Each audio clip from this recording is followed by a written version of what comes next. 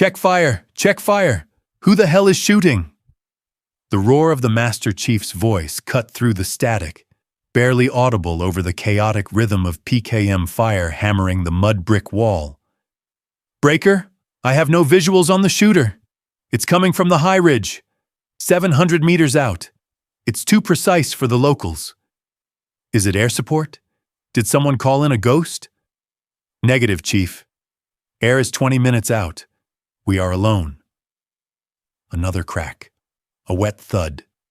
The suppressing fire from the eastern cliff silenced instantly. Target down, a female voice whispered over the comms. It was calm, devoid of adrenaline, terrifyingly flat. Wind holds steady. Adjusting for elevation. Target 2, transition. Silence on the net. The SEALs crouched lower, dirt raining onto their helmets. Who is this? Identify, Breaker screamed, wiping blood from his visor. Just the support staff, Chief, the voice replied, followed immediately by the cycling of a bolt. Keep your heads down. We're scrubbing the valley. 14 hours earlier, forward operating base Keating.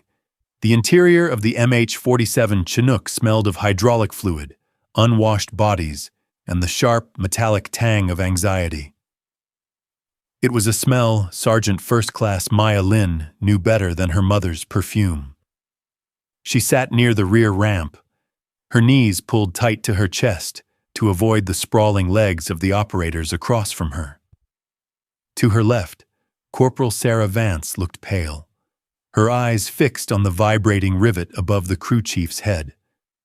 Vance was new, sharp, capable, but green to the specific brand of arrogance radiating from the men of SEAL Team 4. Check your spacing, sweetheart, a voice crackled over the internal comms. Maya didn't look up. She knew who it was. Petty Officer First Class Jax Jackson. He had legs like tree trunks and a mouth that hadn't stopped moving since the briefing at Bagram. He kicked his boot out, nudging Maya's heavy kit bag. We told you to pack light, Jax said, his voice tinny in her headset but heavy with condescension. This isn't a camping trip. We're hitting a valley where the goats carry AKs. You slow us down with your hair dryers and makeup kits, and I leave you behind. Copy? Maya slowly lifted her head. Her ballistic eyewear concealed the flash of irritation in her eyes. She keyed her mic, her voice flat. Copy, Jax. Just standard CST loadout. Toys for the kids, medical supplies for the women. Across the aisle, Master Chief O'Neill, call sign Breaker, watched her. He was an older operator, skin leathery from a decade of desert sun, eyes that looked like they had seen the end of the world and found it boring. He didn't participate in the taunting, but he didn't stop it either. To him, Maya and Vance were attacks, a mandatory cultural support team, forced onto his platoon by a brass that cared more about winning hearts and minds than winning firefights. Keep that bag secured, Breaker said, his voice a low rumble that cut through the rotor wash. We insert on a hot LZ. If that bag hinders my men's movement, I'm cutting the straps and dumping it. Understood, Master Chief, Maya said. She rested her hand on the canvas of the bag. Beneath the layers of coloring books and bandages meant for Afghan children lay a hard case. Inside that case was not a hairdryer, but a Knight's Armament SR-25 enhanced match carbine, broken down into upper and lower receivers. It was a 7.62mm semi-automatic scalpel, capable of reaching out to 800 meters with terrifying precision. Maya had spent 6 months at a black site range in Nevada, proving she could outshoot half the instructors. But here, in the back of this helo, she was just support staff, a frisking machine, a liability. 2 minutes, the pilot's voice screamed over the net. Brownout conditions expected. The platoon shifted instantly. The joking died. The air inside the cabin charged with a violent electricity. Weapons were checked, chambers tapped, optics flipped on. The SEALs became a singular organism of violence. Maya checked Vance. The younger woman was trembling slightly. Maya reached out, gripping Vance's wrist hard. "Breathe," Maya said, off comms, shouting over the roar of the twin engines. "Do your job. Ignore them." "They hate us, Maya," Vance shouted back, her eyes wide. "They don't hate us," Maya corrected, locking eyes with her spotter. "They don't think we exist. We are furniture to them. Until we aren't." The Chinook pitched violently, the nose flaring up as the pilot killed the forward momentum. Gravity quadrupled, pressing them into the nylon seats. The ramp began to lower, revealing a swirling vortex of dust and darkness. The Hindu Kush Mountains loomed like jagged teeth against the starry sky, indifferent to the humans coming to die on them. "Ramp down! Go, go, go!"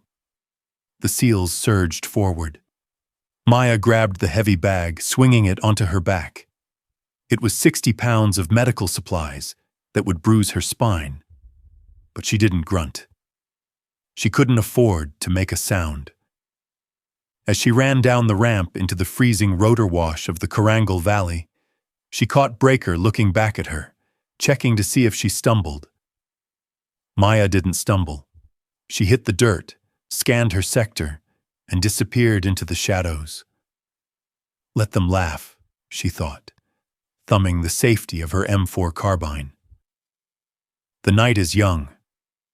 The valley was not silent. It was holding its breath. At 8,000 feet, the air in the Hindu Kush was thin enough to make lungs burn with every inhalation, and cold enough to freeze sweat against the skin instantly. Through the dual tubes of her white phosphor night vision goggles, Maya watched the world render in ghostly, high-contrast monochrome. The jagged peaks above them were bleached bone white, while the shadows in the defiles were voids of absolute black. Ahead of her, the SEAL platoon moved like water. They flowed over the treacherous terrain, their boots finding purchase on the loose shale with an unnatural quiet. Master Chief O'Neill was on point, a hulking silhouette gliding through the darkness.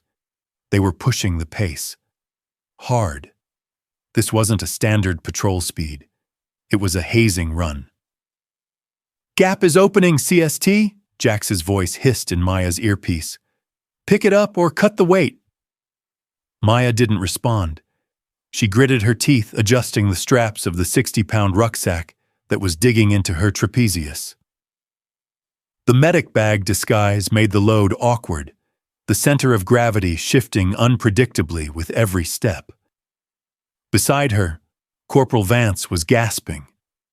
The younger woman's breathing was ragged, a rhythmic wheeze that sounded dangerously loud in the stillness.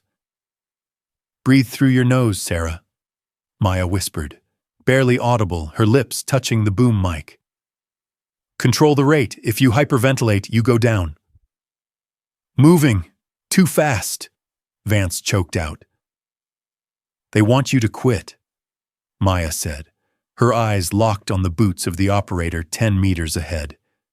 "Don't give them the satisfaction." They were traversing a scree slope, a nightmare of fist-sized rocks that shifted underfoot like marbles on glass. Every step required a micro-calculation of balance. A single kicked rock could echo like a gunshot in this acoustic bowl. The SEALs were testing their noise discipline while simultaneously sprinting, a paradox designed to force a mistake. They approached a narrow wash, a dry riverbed that funneled into the valley floor. It was a classic, fatal funnel, a choke point where an ambushing force could concentrate fire. O'Neill didn't slow down. He trusted the speed of violence to carry them through. Vance's boot caught on a jagged root. It happened in slow motion. Vance pitched forward, the heavy pack driving her momentum down. She slammed into the gravel, the impact tearing a suppressed grunt from her throat. The sound of shifting rocks cascaded down the slope, a miniature landslide that seemed deafening. The entire column froze instantly. Every operator dropped to a knee, weapons snapping outward to scan the ridgeline. The silence that followed was heavy with judgment. "Contact rear, gravity," Jax drawled over the net. "Support element is down." "Cut the chatter," O'Neill ordered. "CST, get your house in order. We are exposed here." Maya was already at Vance's side. She grabbed the carry handle of Vance's vest and hauled her upright with a strength that belied her frame. Vance was shaking, shame radiating off her in waves. "I'm sorry," Vance whispered. "I tripped." "Fix it," Maya said, her voice harsh. She couldn't afford empathy right now. Empathy looked like weakness. "Check your gear. Is anything broken?" "Negative." "Then move." Maya shoved Vance forward, placing herself between the corporal and the rear guard.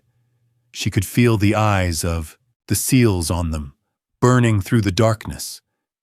They weren't angry. They were validated. "See?" their body language screamed. "This is why women don't belong in the stack." Maya swallowed the bile in her throat. Every mistake Vance made was multiplied by 2. Every stumble was an indictment of their gender, not just their individual fitness. The weight of it was heavier than the rifle on her back. They pushed on, the terrain flattening out as they reached the Object Rally Point, ORP, a cluster of boulders 300 meters from the target compound. The SEALs fanned out, establishing a 360-degree perimeter with practiced ease. Maya dropped to one knee, scanning her assigned sector to the south. Her heart rate was slowly coming down, the adrenaline stabilizing into a cold focus. She adjusted the focus ring on her NVGs, sharpening the image of the ground immediately in front of her. The dirt here was soft, a mixture of sand and clay. The SEALs had walked right over it, their eyes fixed on the compound in the distance, focused on the threats inside the walls. They were hunters looking for prey, not trackers reading the earth. Maya froze. 2 meters to her right, partially obscured by a scrub bush, was an impression in the soil.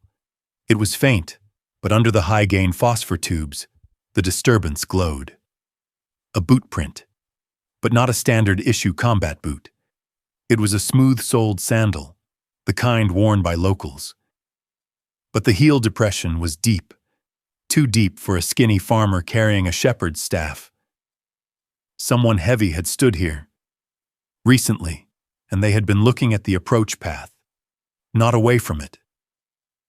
Maya traced the line of the tracks. There were 2 sets. They moved away from the compound, up toward the eastern ridge, the same ridge the SEALs had deemed clear because nobody climbs that side at night. "Breaker, this is CST-1, Maya said, breaking the silence. "Unless you're dying, stay off the net, Lin," O'Neill replied. "I have fresh sign at the ORP, Maya insisted, her voice steady. 2 military-aged males, heavy loads, moving east up the ridge. Estimate less than an hour old. We have eyes on the ridge, CST. Thermal is clear. It's a cold side. Probably just goat herders." "Goats don't wear combat webbing," Maya countered. "The depression indicates 40-plus pounds of kit. They were watching our approach vector." There was a pause. A long, irritating pause where Maya knew O'Neill was debating whether to walk over and check or tell her to shut up. "Ignore it," O'Neill finally said. "We're burning daylight. Assault team, prep for breach. Support, hold perimeter. Don't trip over anything else." Maya stared at the tracks. The intuition that had kept her alive through 3 deployments was screaming at her. The SEALs were moving into a fatal funnel, and they had just dismissed the flank security. She looked up at the eastern ridge. It was a wall of black rock, silent and imposing. "Sarah," Maya whispered to Vance, off net. "Get the optics out, the big ones." "Here? Now?" Vance hissed. "Breaker said—" "I don't care what Breaker said," Maya replied, unzipping the medic bag. "Something is wrong. We're not watching the door, we're watching the roof." The silence in the Korangal Valley was a deception. It wasn't peace. It was the pause between the lightning and the thunder.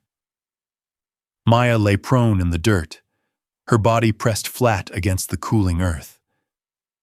Beside her, Vance had deployed the spotting scope, draping a shamag over the lens to prevent any reflection from giving away their position. They were 300 meters from the target compound, a mud brick fortress that looked like a jagged tooth rotting in the mouth of the valley. Below them, the SEAL assault element was a train of shadows moving toward the breach point. They moved with a terrifying fluidity, IR lasers sweeping the walls, invisible to the naked eye, but cutting sharp green lines through Maya's night vision. "Talk to me, Sarah," Maya whispered, her eyes scanning the ridgeline where the tracks had pointed. "Heat signature is negative on the ridge," Vance murmured, her eye pressed to the rubber cup of the scope. "But the rock retains heat. It's washing out the thermal, switching to image intensification." Maya didn't look at the compound. The SEALs had the compound. That was their kill house. Her job, the job she wasn't technically supposed to be doing, was to watch the world around them. "Wait!" Vance hissed. "I have a glint. Sector 4, high angle." Maya shifted her aim instantly, bringing the reticle of her M4 up to the jagged crest of the eastern cliff. "Describe." "Single flash, duration less than a second. It looked like glass, Maya. Maybe a watch face. Maybe a lens." Maya keyed her radio. Her thumb hovered over the push-to-talk button for a split second. She knew the protocol. The net was for critical traffic only during the approach. Calling out a maybe was a fast way to get pulled from the mission. But the tracks she had seen earlier were burned into her mind. "Breaker, CST-1, she whispered. "Go." O'Neill's voice was tight. He was at the breach point, seconds away from stacking up. "Possible optic reflection, eastern ridge. Sector 4, 700 meters? Suggest a pause to verify?" "Negative, CST," the voice of the JTAC. "Sully," cut in. "I've got the drone overhead. Scan is clear. That ridge is full of mica deposits. You're seeing moonlight off rocks. Maintain radio silence." "It didn't look like mica," Vance whispered to Maya, pulling away from the scope. "It moved." Maya looked at the SEALs. They were stacking up on the heavy wooden gate. The explosive breacher was taping the charge to the hinges. They were clustered, tight, a perfect target for plunging fire. If Sully was right, Maya was being paranoid. If Sully was wrong, they were all dead. "We can't see the angle from here," Maya said, making a decision that tightened her chest. "The scrub brush is blocking the lower traverse. We need to move up." "Orders are to hold the ORP," Vance reminded her, though she was already packing the scope. "Orders assume the situation hasn't changed," Maya said, getting to a crouch. "Move, 50 meters east. Get behind that outcrop. If that glint is a shooter, we are sitting ducks here." They moved. It was a violation of the specific instruction to stay put and stay out of the way. But Maya moved with a predatory grace, guiding Vance through the shadows.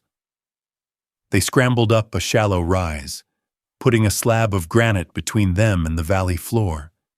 It wasn't much, but it was cover. From this new vantage point, the angle on the ridge opened up. Maya raised her rifle, dialing the magnification on her Elkin optic to the maximum.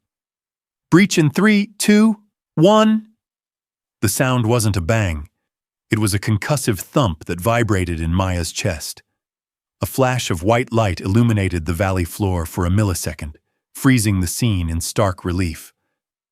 The wooden gate disintegrated. Breach! Breach! Breach! The SEALs surged into the compound, weapons up, violence unleashed.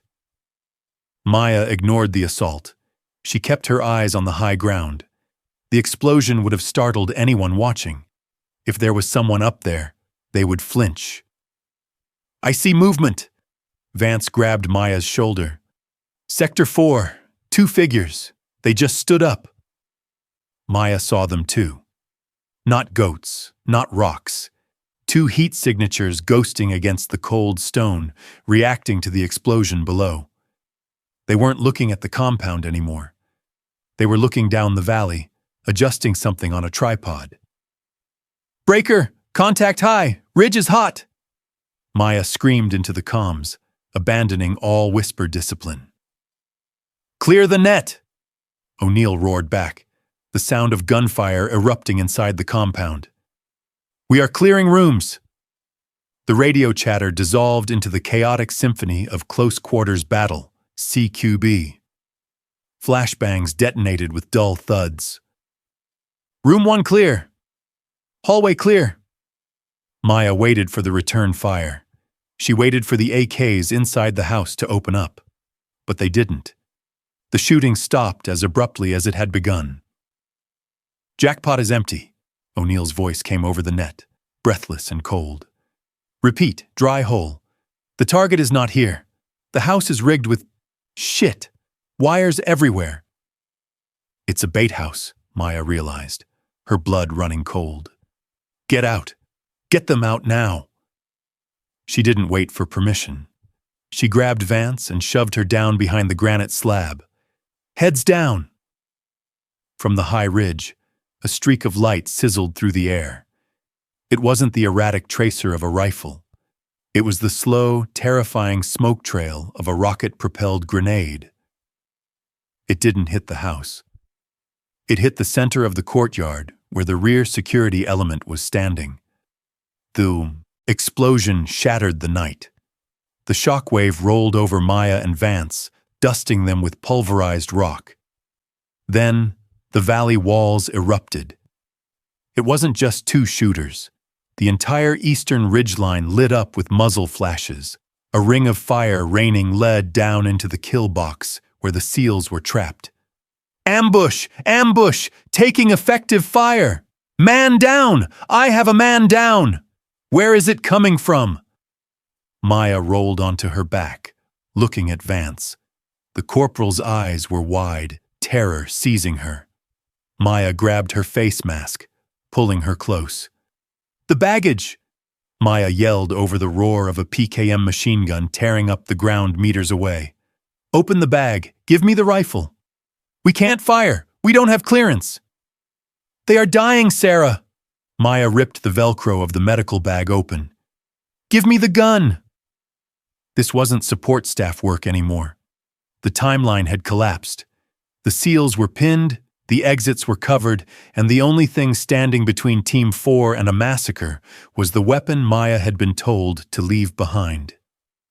The world disintegrated into noise and dust. The initial RPG impact had kicked up a wall of pulverized clay and smoke that hung heavy in the courtyard, momentarily obscuring the carnage. But the sound was unmistakable. The rhythmic jackhammer thud of PKM machine guns echoed off the canyon walls, creating a cacophony that drowned out individual thought.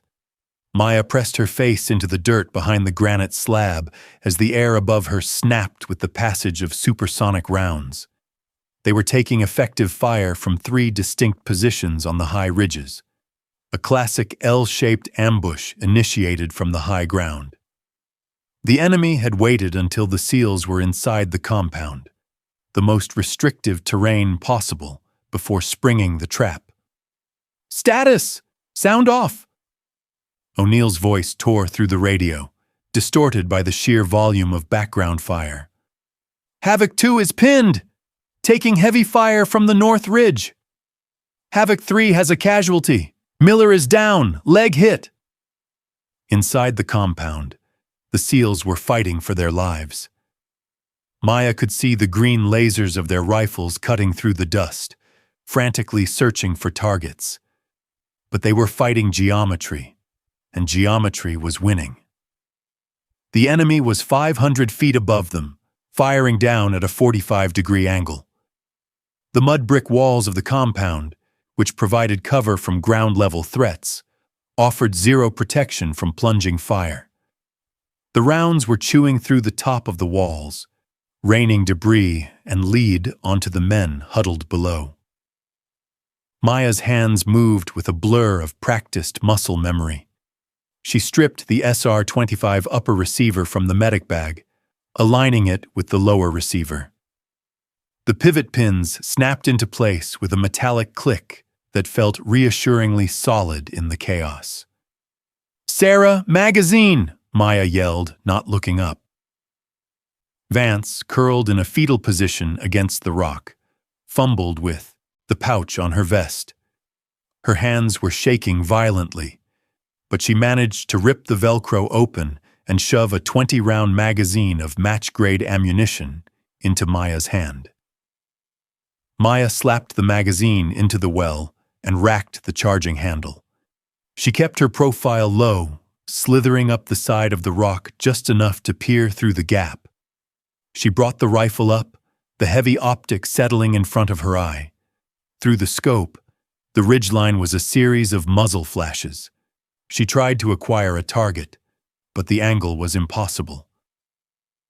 From her position on the valley floor, she was looking up through layers of scrub brush and rock outcroppings that the enemy was using perfectly for concealment. "I can't get a clean line," Maya hissed, frustration tightening her chest. "The angle is too steep. We're in the fatal funnel." Below them, the situation went from bad to catastrophic. A second RPG struck the compound wall, blowing a hole the size of a tractor tire in the northern perimeter. Dust billowed out, and through the gap, Maya saw Master Chief O'Neill. He was moving across the open courtyard, dragging the wounded Miller toward the cover of a ruined stable. He was screaming orders, his weapon firing in bursts at the ridge, trying to suppress an enemy he couldn't see. Then, he stopped. It looked like he had been hit by a sledgehammer. A round caught him square in the chest plate, lifting him off his feet and slamming him onto his back. "Breaker is down! Breaker is down!" The radio dissolved into panic. The SEALs were breaking. They were elite warriors, the best in the world, but they were trapped in a barrel, and someone was shooting fish. They were putting out a massive volume of fire, but without PID, positive identification. They were just making noise. They needed a scalpel, but they were trying to use a hammer. Maya pulled back behind the rock, her breathing controlled, cold. She looked at Vance.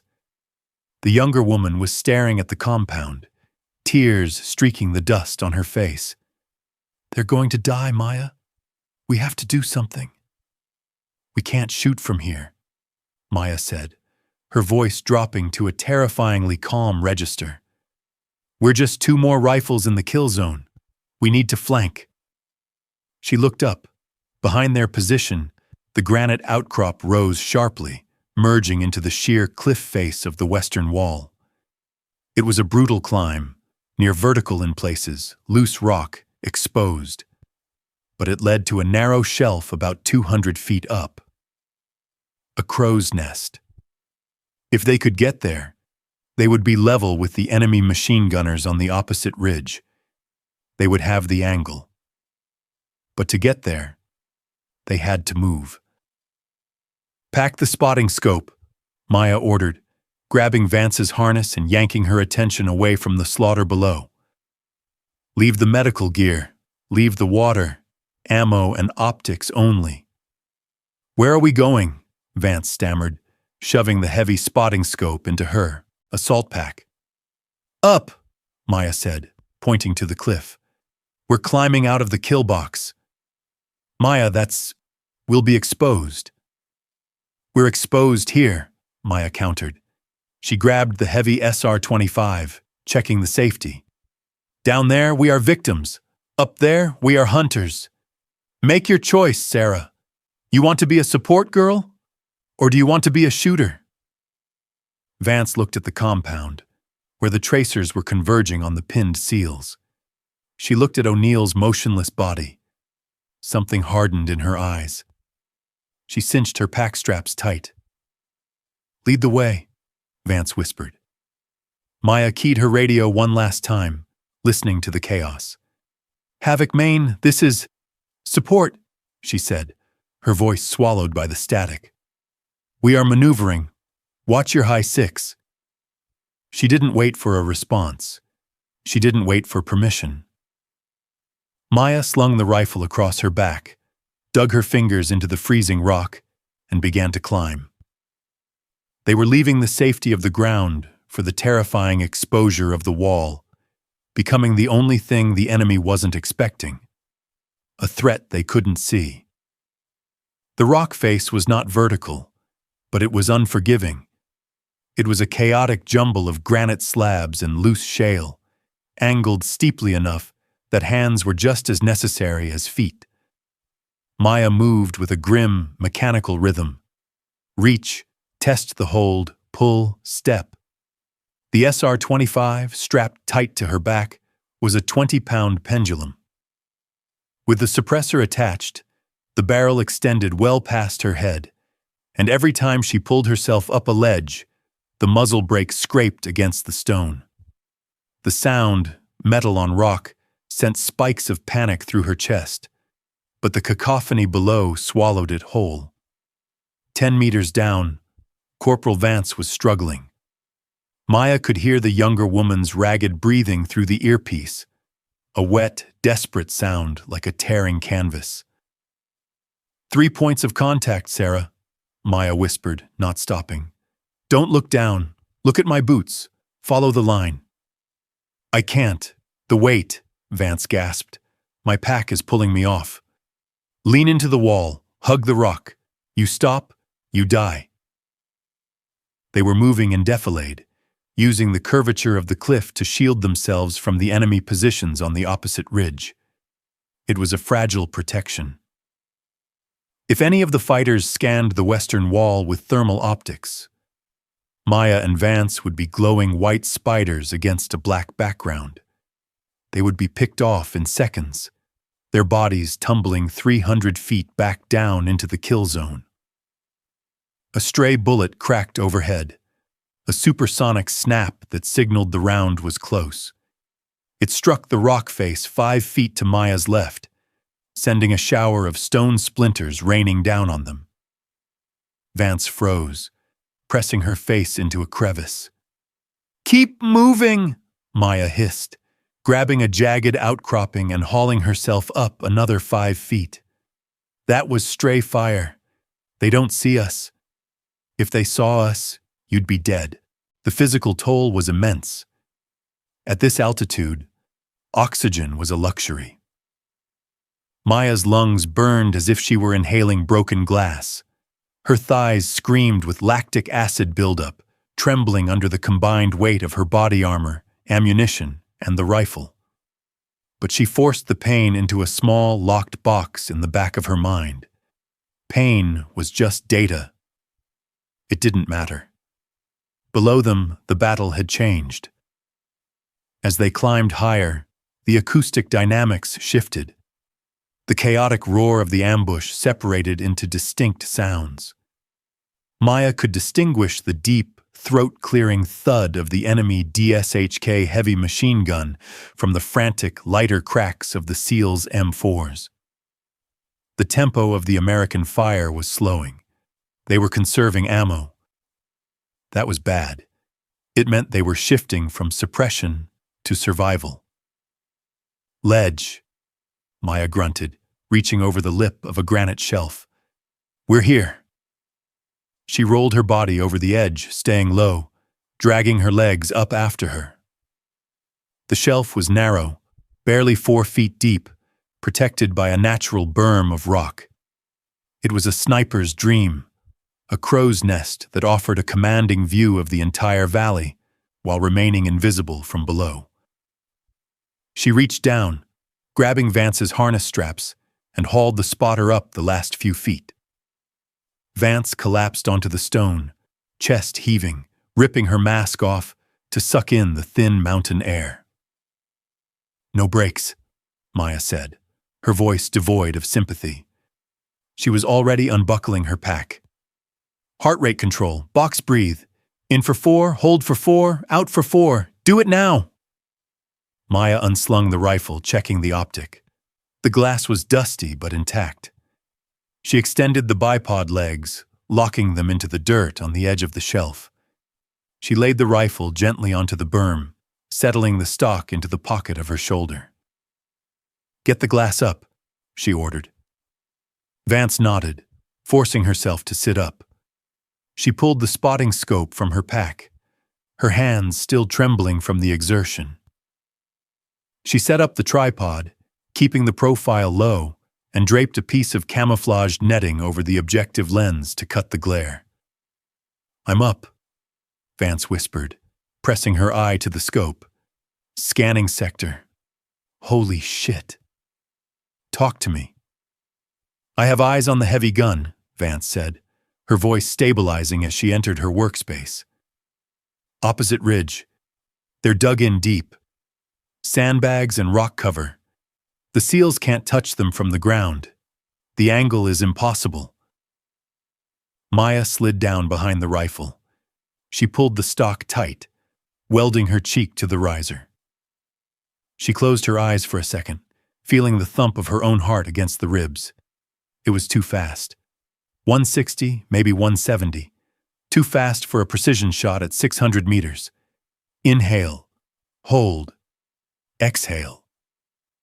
She visualized her heart as a machine, turning a dial to slow the piston. The trembling in her hands stopped. The world narrowed down to the circle of glass in front of her right eye. She opened her eyes. The reticle was black and sharp against the illuminated chaos of the ridgeline. "Give me the wind," Maya said. "Wind is tricky," Vance replied, reading the mirage through the scope. "Left to right, full value at the muzzle, but it's swirling near the target. Call it 5 miles per hour left. Elevation? Target is 620 meters. Angle is -15 degrees. Dial for 580. Maya reached up, her gloved fingers clicking the elevation turret. Click, click, click. The sound was tiny, precise, a stark contrast to the screaming and explosions echoing from the valley floor. Through the scope, Maya saw them. 3 men, one on the trigger of a PKM sending belt after belt of ammunition down into the compound. One feeding the belt. One standing with binoculars, laughing. They were completely exposed to her position. They were looking down, fixated on the SEALs trapped in the mud hut. They had no idea that death had just climbed the wall behind them. "I have the gunner," Maya said softly. "The solution is good." "Wait," Vance said. "ROE, do we have PID? Is he holding a weapon? We need to be sure before we—" "He is killing our team, Sarah." Maya cut her off, her finger resting on the curved metal of the trigger. "The rules of engagement are self-defense. This is defense of others. If we miss, if we're wrong—" "I don't miss," Maya said. She exhaled halfway, holding the breath in the natural respiratory pause. The crosshairs settled on the chest of the gunner. He was wearing a dark vest. He turned slightly, and Maya saw the flash of his teeth. Below, in the radio earpiece, she heard Breaker's voice, weak and strained. "Last mag? We are going black on ammo. Fix bayonets if you have them." Maya tightened her grip. The time for being support staff was over. Sending it. The world inside the optic was a suspended reality, detached from the violence raging 600 meters below. Maya lay motionless, her body fused to the cold granite of the ledge. The SR-25 was no longer a rifle. It was an extension of her skeletal structure. Her cheek welded to the stock, her shoulder pressing into the butt pad, her index finger resting on the trigger guard. Everything was locked in a tension-free alignment. "Wind is picking up," Vance whispered, her voice a steady drone in Maya's ear. "Gusting 7. Hold left edge of the target." Maya adjusted her point of aim. The reticle, a complex Christmas tree of holdover dots, hovered over the PKM gunner on the opposite ridge. At this magnification, she could see the frayed fabric of his vest and the way the recoil of his heavy machine gun shook his entire frame. He was pouring fire into the courtyard, keeping the SEALs pinned while his comrades moved to flank them. "Range 620, Maya murmured, reciting the ballistic math to ground herself. "Angle minus 15 degrees. Gravity has less purchase. Aim for 580. She shifted the crosshairs slightly lower on the man's center of mass. Shooting at a steep downward angle was counterintuitive. If she aimed dead on for the true distance, the round would sail over his head. The physics of high-angle shooting demanded she trust the math over her eyes. "Send it," Vance said. Maya exhaled. The breath left her lungs in a slow, controlled stream. At the bottom of the exhale, in the respiratory pause where the body is most still, she applied pressure. 4 pounds of force. Straight back. The rifle broke the silence of the ledge. Crack. The suppressor stripped away the concussive boom, leaving only the supersonic crack of the bullet breaking the sound barrier. The rifle kicked back into her shoulder, the optic blacking out for a fraction of a second before settling back on target. "Flight time, 1 second," Vance counted. For that single second, Maya was powerless. The 175-grain projectile was alone in the wind, fighting the variables of air density, gravity, and drift. Then, the gunner simply turned off. There was no cinematic flailing. The round struck him in the upper thoracic cavity, shattering the spine. He collapsed instantly, slumping forward over the receiver of the machine gun. The belt of ammunition he had been firing went slack. "Hit," Vance said, her voice devoid of emotion. "Target down." "Transitioning," Maya replied instantly. The assistant gunner, the man who had been feeding the ammo belt, froze. He looked at his fallen comrade, confused. He didn't hear the shot. The sonic crack of the bullet passing him would have sounded like a whip snap, but amidst the echo of his own gun, he was likely deaf. He grabbed the gunner's shoulder, shaking him. "Target 2, standing, left of the gun." "Same hold," Vance confirmed. Maya racked the bolt, the brass casing spinning out and chiming softly against the rock. She settled back in. The rhythm took over. Locate, range, wind, send, crack. The second man dropped. The bullet caught him in the side as he turned, punching through the ribs. He crumpled next to the first body. The third man, the one with the binoculars, finally realized something was wrong. He dropped the optics and scrambled backward, diving behind a pile of sandbags. "Target 3 is defilade," Vance reported. "He's down, no shot." Maya didn't curse. She didn't celebrate. She simply kept the rifle trained on the sandbags, her finger resetting the trigger. "Scanning," Maya said. "Watch for movement." Below them, the change in the battlefield was palpable. The oppressive, rhythmic thud of the PKM had stopped. The silence that followed was jarring. In her earpiece, the SEAL radio net crackled to life, confused and frantic. "Heavy gun is down! Who took that shot?" Did we get air? Is that a ghost? Negative, Havoc lead. No air on station for another 10 mics. That was small arms. From where? Who has eyes on the shooter? Maya listened to the voices of the men who had mocked her gear hours earlier. They sounded disoriented. They were looking for a savior in the sky, a drone or an A-10 Warthog. It didn't occur to them that the solution had come from the baggage they had almost left behind. Don't answer them, Maya whispered to Vance. Stay off the net. If we transmit, the enemy might pick up the signal source. They're moving again, Vance warned. Sector 2, the RPG team is setting up. They're trying to get a line on the stable. Maya shifted her position slightly, dragging the bipod legs across the grit. She found the new threat. 2 men with a launcher moving aggressively along a goat trail lower down the ridge. They were trying to get an angle to fire a rocket directly into the structure where Breaker was bleeding out. Range? Maya asked. 500 flat, moving target, lead him 2 mils. Leading 2. Maya tracked the runner. He was fast, moving between cover. She had to anticipate where he would be in half a second. She swept the reticle ahead of him, finding a gap in the rocks. She waited.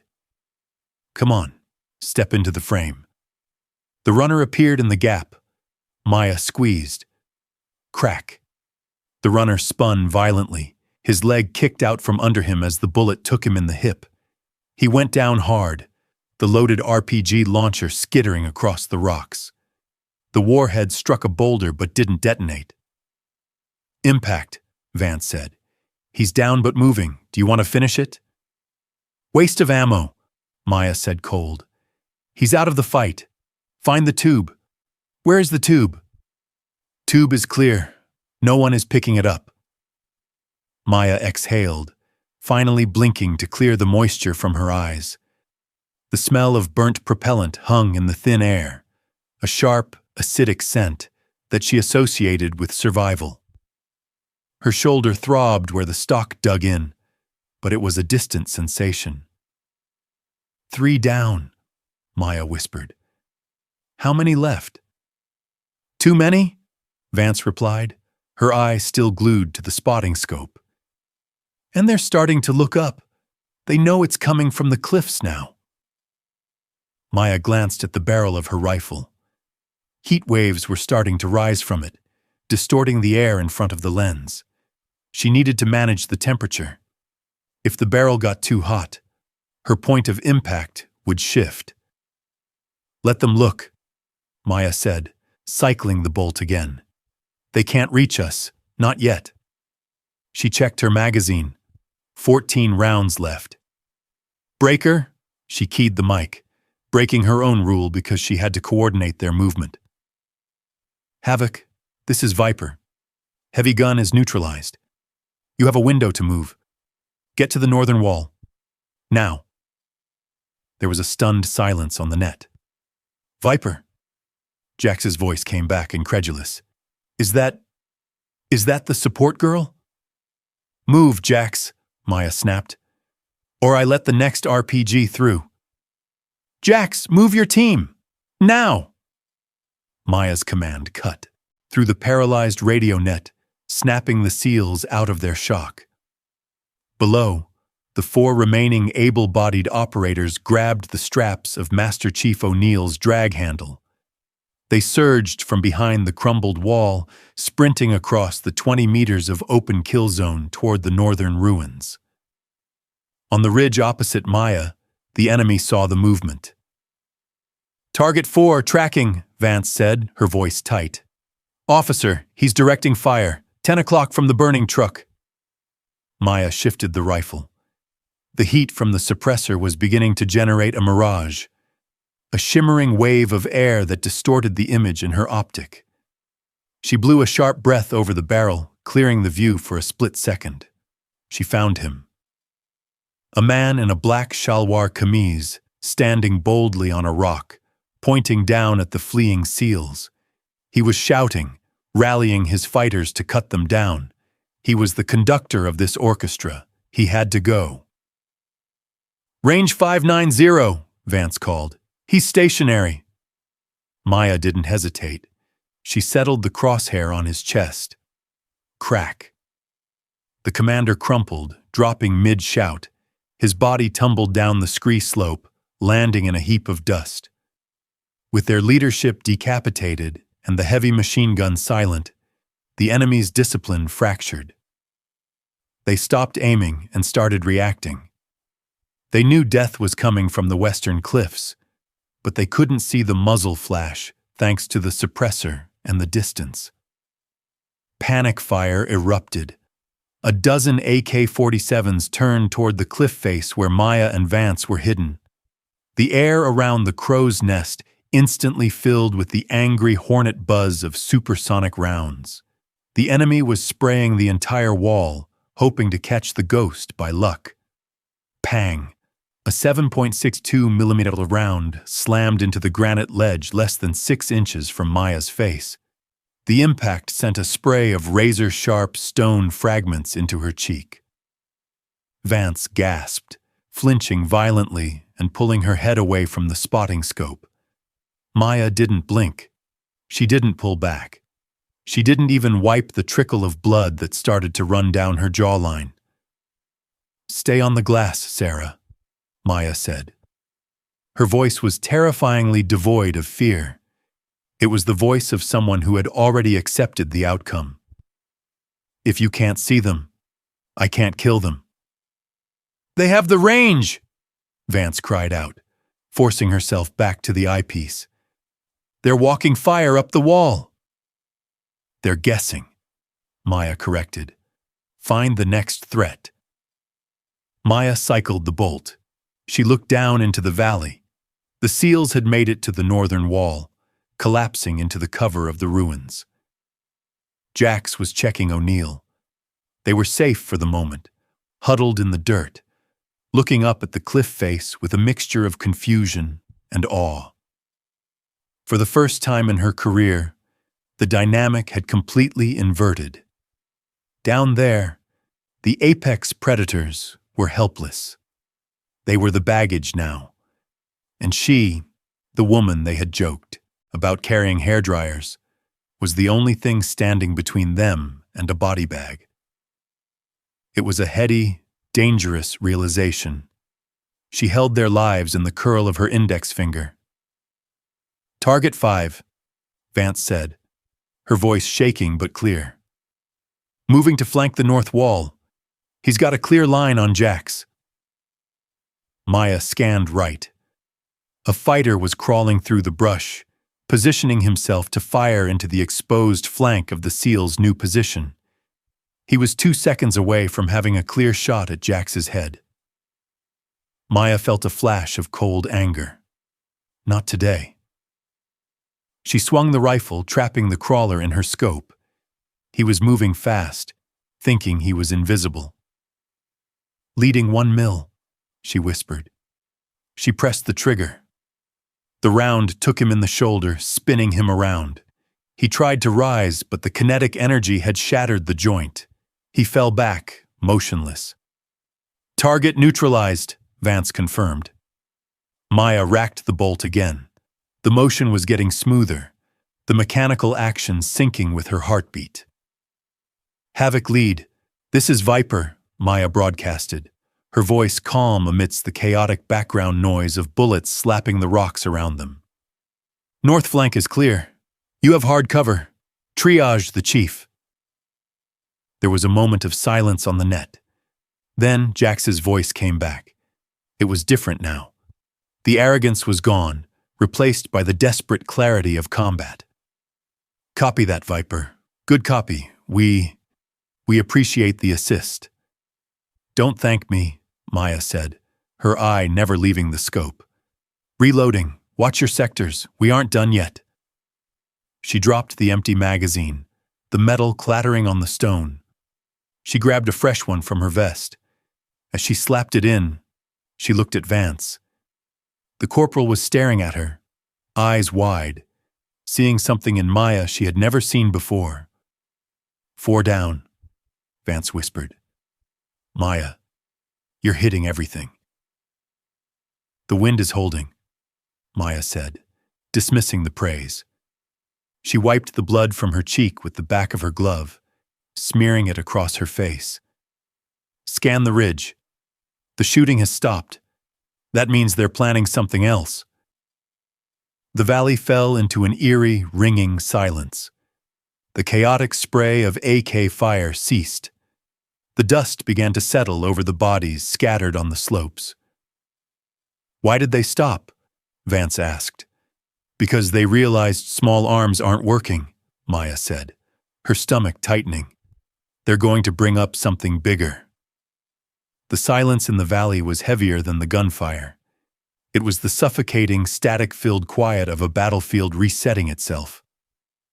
On the valley floor, the surviving members of SEAL Team 4 were clustered behind the crumbling mud walls of the northern ruins. They were battered, dusty, and bleeding. Master Chief O'Neill was propped up against a pile of rubble, his chest plate cracked, a field dressing strapped tight around his ribs. He was pale, but his eyes were open, scanning the perimeter with the groggy intensity of a man refusing to go into shock. Sit rep, O'Neill rasped, his voice a wet gravel in the comms. We're secure, Chief, Jax replied, kneeling beside him, weapon trained on the gap in the wall. But we're stuck. We can't move south without exposing ourselves to the ridge. Who cleared the ridge? O'Neill demanded. I heard single shots, precision fire. Who is operating in our sector? It's Viper, Chief, Jax said, sounding unsure of his own words. Who the hell is Viper? High above them, perched on the granite shelf, Maya heard the exchange. She was scanning the lower slopes, her eyes burning from the strain of looking through the optic for 20 minutes straight. The enemy was gone from the high ridge, but they hadn't retreated. They had gone to ground. They were crawling through the gullies, trying to get close enough to the SEALs to negate Maya's advantage. Movement, Vance whispered. Sector 6, low wall, 10 meters from the SEALs. Maya swung the rifle. A single fighter had ghosted his way down the drainage ditch. He was lying flat in the grass, just outside the SEALs' perimeter. He wasn't carrying a rifle. He was clutching a grenades bundle wired together, an improvised satchel charge. He was waiting for the SEALs to break cover. He's in the blind spot, Maya said.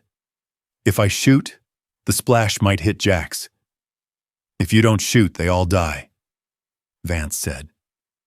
Maya gritted her teeth. The shot was danger close, less than a meter from friendly forces. There was no time to call it in, no time to ask for permission. She settled the crosshair on the fighter's head.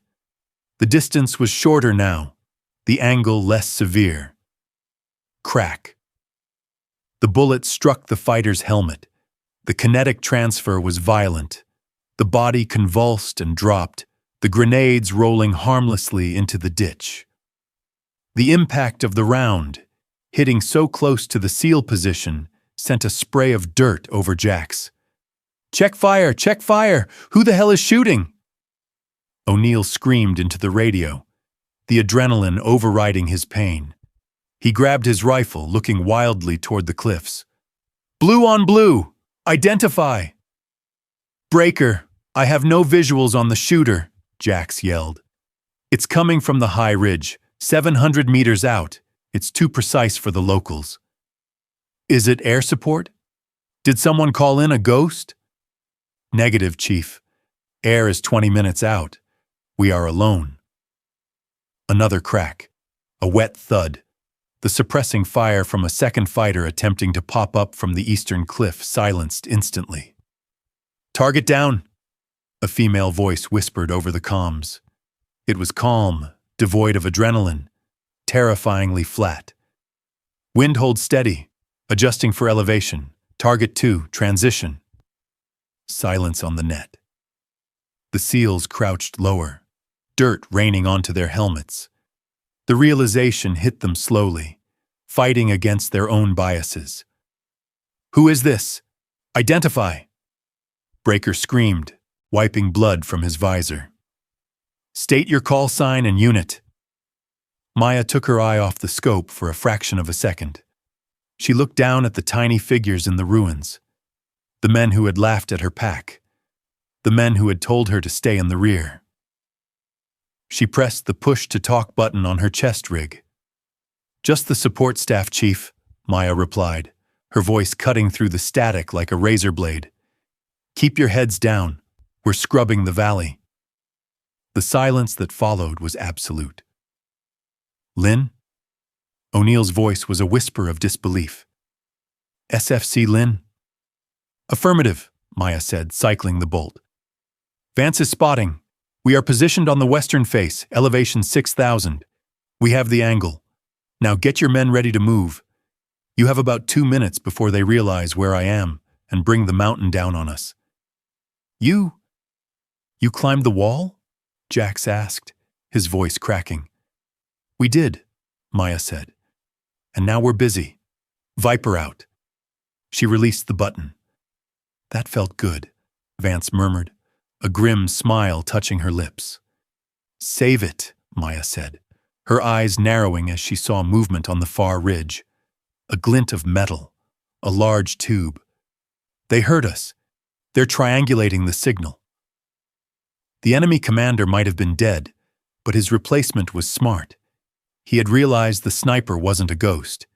It was a radio operator, and radios could be found.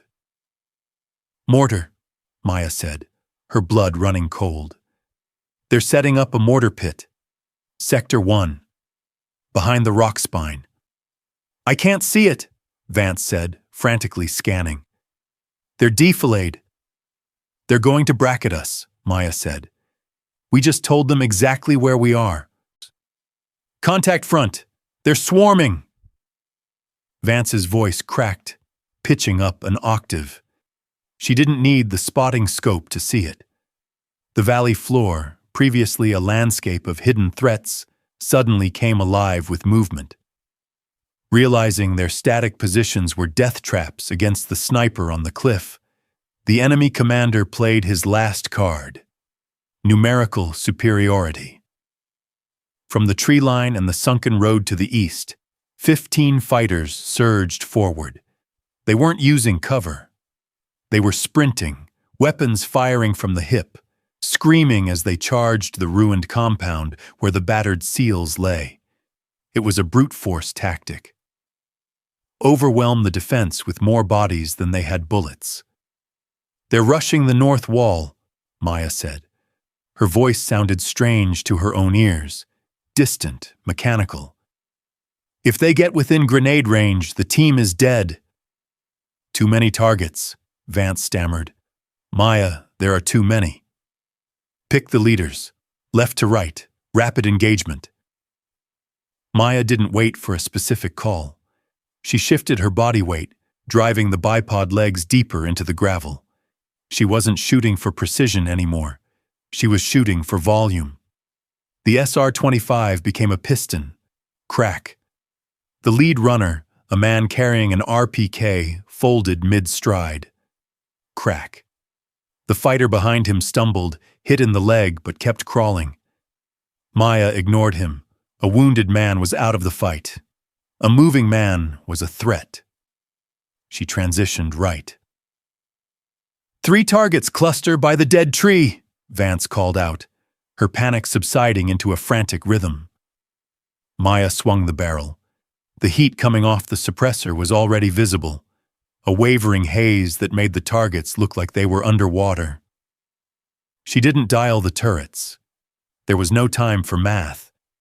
She used the reticle, holding over for the movement, trusting the muscle memory of 10,000 rounds fired in Nevada. Crack, crack, crack. The rifle kicked against her shoulder, a rhythmic, punishing thud. The brass casings spun out of the ejection port in a golden arc, bouncing off the rock ledge with a chime that was lost in the roar of the valley. Down in the ruins, the SEALs were fighting back. Maya saw the strobe light flashes of their M4s, but they were suppressed. The fighters in the rear were pouring fire into the breach, keeping the Americans' heads down while the assault element closed the distance. "They're getting close! 50 meters!" Vance yelled. "Maya, the guy on the left! He's got a clear lane!" Maya ripped the crosshair left. A fighter had flanked the wall and was raising an AK toward the exposed side of the SEAL position. Maya squeezed. Click. "Black!" she screamed. "Reloading!" The bolt locked back on an empty chamber. In the silence of that split second, she saw the fighter take aim at Jax below. Her hands moved with a violence that bruised her knuckles. She hit the magazine release, stripping the empty box and letting it fall. She grabbed a fresh 20-round mag from her vest, slammed it home, and hit the bolt release. Clack. She reacquired the target. He was firing now. She saw the dust kicking up around the SEALs. Crack. The shot took him in the neck. He dropped instantly. "Hit!" Vance called. "Clean kill! Next target, right side, running the gap." Maya forced herself to breathe. The barrel was hot, scorching hot. The fabric cover wrapped around the suppressor was beginning to smoke, the smell of melting nylon filling her nostrils. It stung her eyes, mixing with the sweat dripping from her forehead. The mirage was bad now. The targets were blurring. "I can't see the trace," Maya gritted out. "Call the impacts." "High, hold lower," Vance corrected as a shot kicked up dirt behind a running figure. Maya adjusted instantly. She dragged the reticle down to the knees of the running man. Crack. The fighter cartwheeled, his momentum carrying him forward into the dirt. Good hit. Next. 2 more by the truck. Time dissolved. There was no past, no future. There was only the sight picture, the recoil, and the cycle. Maya wasn't Maya Lin, the sergeant who liked peppermint tea and worried about her student loans. She was a biological servo attached to a machine of death. Every time she pulled the trigger, she extinguished a universe. A father, a son, a brother, gone in a burst of pink mist. But if she stopped, Breaker died. Vance died. She died. So she didn't stop. "Barrel is glowing, Maya," Vance warned. "You're going to cook off." "Feed me ammo," Maya yelled back. She was firing faster than the weapon was designed for. The gas tube was searing hot. The oil on the bolt carrier group was burning off, creating a thin blue smoke that drifted from the receiver. Below, the human wave was breaking. The sheer violence of the sniper fire from the empty cliff had shattered their momentum. Men were diving for cover, dragging their wounded behind rocks. The charge had stalled 20 meters from the wall. "They're breaking!" Vance shouted, her voice hoarse. "They're pulling back!" Maya fired one last shot at a figure trying to drag a heavy weapon into position. The round sparked off the receiver of the gun, rendering it useless. "Clear," Vance breathed. "Sector clear." Maya didn't move. She kept the rifle shouldered, her finger hovering over the trigger guard. Her chest was heaving, gulping down the thin, cold air. Her shoulder felt like it had been hit with a hammer repeatedly for 4 minutes straight. She pulled her eye away from the scope. The world came back into focus. Smoke was curling lazily from the entire front end of the SR-25. The suppressor cover was charred black. The heat radiating from the weapon warmed her face against the freezing mountain wind. "Status," she croaked into the radio. "Hold." Jax's voice came back, breathless. We are clear. Effective fire, Viper. You, Jesus Christ, you stacked them up like cordwood." Maya didn't feel pride. She felt a hollow, vibrating emptiness. She looked at the magazine well. "Mag check," she said to Vance. "You have 4 rounds left in the gun," Vance said, checking her own vest. "And we have 2 mags left total. That's it. 44 rounds." Maya looked down at the carnage on the valley floor. 12 bodies lay in the open ground between the tree line and the compound. 12 men who had been alive 9 minutes ago. "They aren't done," Maya said, her voice flat. "That was just the infantry. They were buying time." "For what?" Maya looked at the far ridge where the defilade was deep and the shadows were long. "For the mortar," she whispered. "We stopped the charge. Now they're going to just bomb us off this shelf." As if on cue, a dull thump echoed from behind the eastern ridge. It wasn't the sharp crack of a rifle. It was the hollow sound of a tube launching a projectile. "Incoming!" Maya screamed, grabbing Vance and dragging her tight against the base of the rock wall. "Indirect!" The air split open. The 82mm mortar round impacted 30 meters below their ledge, slamming into the cliff face. The explosion was deafening, a concussive slap that shook the granite foundation beneath Maya's stomach. Shrapnel whined upward, chipping the rock lip of their hide, sending razor-sharp stone fragments skittering across the shelf. "That was short!" Vance screamed, curling into a ball, her hands over her helmet. "They're walking it in!" Maya didn't flinch. Her mind was racing, visualizing the geometry of the arc. The enemy couldn't see them, but they had the grid coordinates. They were bracketing. 1 shot short, 1 shot long, split the difference, fire for effect. Thump. The second launch signature echoed from behind the eastern ridge. "Incoming!" Maya buried her face in the dirt. 5 seconds of agonizing silence followed. Crack, boom. The second round detonated 50 meters above them, showering the ledge with gravel and dust. "1 short, 1 long," Maya shouted, spitting grit from her mouth. "They have the bracket. The next one lands right here." She scrambled to her knees, grabbing the SR-25. The heat from the barrel radiated through her gloves. She looked through the scope, sweeping the area behind the eastern ridge where the sound had originated.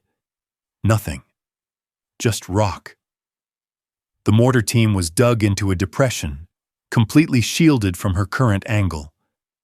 "I can't see them!" Vance yelled, terror seizing her voice. "We have to move! We have to climb down!" "No time!" Maya snapped. "If we move, we lose the high ground. If we lose the high ground, the SEALs die." She looked to her right. 10 feet away, a jagged spur of rock jutted out from the cliff face like a gargoyle. It was completely exposed, a silhouette against the lighter sky, offering zero cover from the enemy rifles below. But it stuck, out far enough to look around the obscuring ridgeline. It was a suicide position. "Maya, no!" Vance realized what she was looking at. "They'll see you instantly." "Get the dope for 650, Maya ordered, tightening her sling. "And cover your ears." Maya didn't wait for an argument. She surged up from the relative safety of the ledge. She didn't crawl. She ran. She leaped across the gap, her boots scrabbling for purchase on the narrow spur. The moment she stood up, the valley erupted. The enemy fighters, suppressing the SEALs, saw the silhouette on the cliff. A dozen AK-47s shifted fire upward. Bullets began to snap and hiss around her, chipping the rock at her feet. It felt like standing inside a beehive. Maya dropped into a prone position on the spur, her legs hanging precariously over the abyss. She ignored the supersonic cracks of bullets passing inches from her head. She ignored the urge to curl up and die. She forced the rifle stock into her bruised shoulder. She looked through the optic. There they were. Deep in a rocky bowl, 3 men were frantically adjusting the mortar tube. One was holding a round, poised to drop it down the pipe. They were laughing, confident in their defilade. They didn't see her. They were looking at the bubble level on their sight. "Target acquired," Maya whispered to herself. The wind up here was ferocious, tearing at her clothes, pushing the barrel. She didn't have Vance to call the wind. She had to feel it. Left to right, 10 miles an hour. She held the reticle on the man holding the mortar round. If she killed him, another would take his place. She needed to kill the weapon. She shifted her aim, the base of the tube. No, the ammo. Stacked next to the tube was a crate of 82mm shells, lids off, fused and ready. A bullet struck the rock by her elbow, stinging her skin with spalling. The volume of fire from below was intensifying. They had her ranged. She had a fraction of a second before a lucky round found her skull. She held the crosshair on the crate. Breathe. Focus. Squeeze. Crack. The rifle bucked. Through the scope, Maya watched the round impact. It didn't hit a person. It punched through the thin wood of the ammo crate and struck the volatile explosive filler of a mortar shell. The result was catastrophic. A white-hot sphere of expanding gas obliterated the mortar pit. The sympathetic detonation of the stored rounds turned the rocky bowl into a volcano. The tube, the crew, and the rock wall simply ceased to exist, replaced by a plume of black smoke and fire. "Impact!" Maya screamed. She didn't wait to see the debris fall. She rolled. She threw herself backward, off the exposed spur, crashing hard onto the main ledge just as a burst of machine gun fire chewed the rock where she had been lying a second ago. She landed on top of Vance. The breath knocked out of her. They lay there, tangled in a heap of limbs and gear, as the mountain shook with the echoes of the explosion across the valley. "Did you get it?" Vance gasped, her eyes wide, staring at Maya. Maya rolled onto her back, staring up at the white sky. Her chest was heaving. Her face was smeared with blood and soot. She started to laugh, a ragged, hysterical sound. "Yeah," Maya wheezed. "I think the mortar is out of service." She sat up, wincing as a sharp pain shot through her left arm. She looked down. Her sleeve was torn, a graze. A bullet had sliced the fabric and the skin beneath. Half an inch to the right, and it would have shattered the bone. "You're hit," Vance said, reaching for her medical pouch. "It's nothing," Maya said, pushing her hand away. "Just a scratch. Save the bandages for the seals." She grabbed the rifle, pulling it back into the safe zone of the ledge. The barrel was gray now, the finish burned off. "Status, Viper." O'Neill's voice came over the net. He sounded awestruck. "We saw the secondary. That was a massive boom."